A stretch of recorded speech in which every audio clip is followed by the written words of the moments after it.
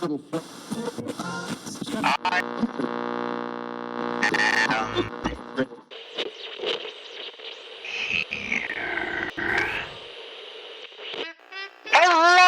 everyone! Greetings and salutations! I know it's been some time since I treated you to a broadcast. And it's so good to be back on the air. I do sincerely hope that you'll forgive me for my absence, dear listeners, because I have an exciting announcement. A brand new segment on the show! Yes, indeed. I thought it might be fun for you and entertaining for me if I were to read some fanfiction surrounding the folks from Young Miss Morningstar's rundown hotel. Wow! I know. Should be quite the lark. Now then, this first story comes to us from one Angry Badger, and features yours truly as the focus. What better character to kick off this soiree, wouldn't you agree? Now then, let's get started, shall we? Magic and shadows. Be careful what you wish for. Chapter 1. The Knife Cuts Deep.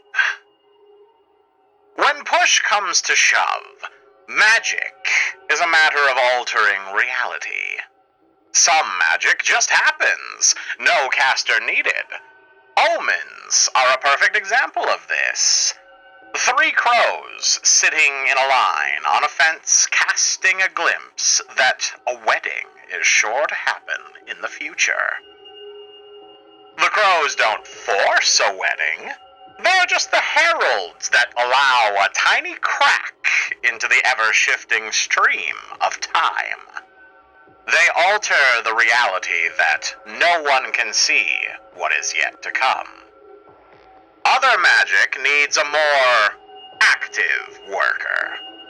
Ceremonial magic is all ritual and rite, sterile paths that have been worked over and over again. Nothing new permitted to be added to the script. Chaos magic, on the other hand, is more flash and pizzazz as it jumps from one leap of logic to the next on wings of symbolism and dream. Like many traditions, hoodoo lies somewhere in the middle.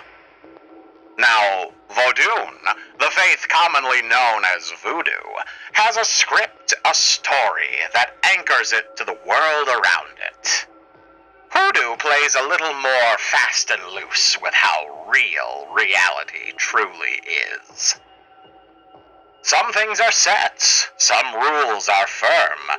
Any root worker will tell you, nothing is free, and always speak with respect, especially if you're asking for something. But some things get downright loosey-goosey.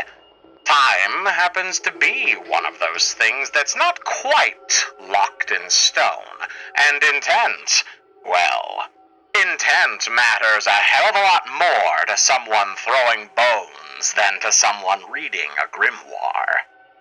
A European ceremonial mage with their robes and their glyphs, and all the walk around thrice while reciting poetry thus. They play more by formulas, you see. Speak the wrong syllable, and at best your effort is dust in the wind. Root workers have their formulas too, but they have more variables, open to ad-libbing, as it were. A shot glass of whiskey as an offering is an old standby, but the outcome changes, more on the request, and what was truly meant when the knife was drawn. Intent matters.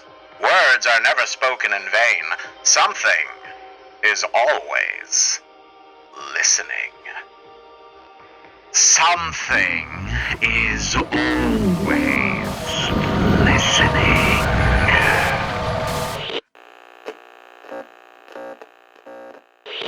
knife cut through the grocer's throat like butter. A crimson arc sprayed out on the mangrove roots that sunk deep beneath the murky water. It poured like a copper-scented river down, down, into the still waters, slowly tinting them red. The lanky fellow holding the knife sighed, pulled a red handkerchief out of his vest pocket, and started to wipe the blood away before it could run past the tang and get into the detailed carvings gouged in the wooden handle. The sun was just touching the horizon, setting the whole sky on fire in a riot of purple and gold.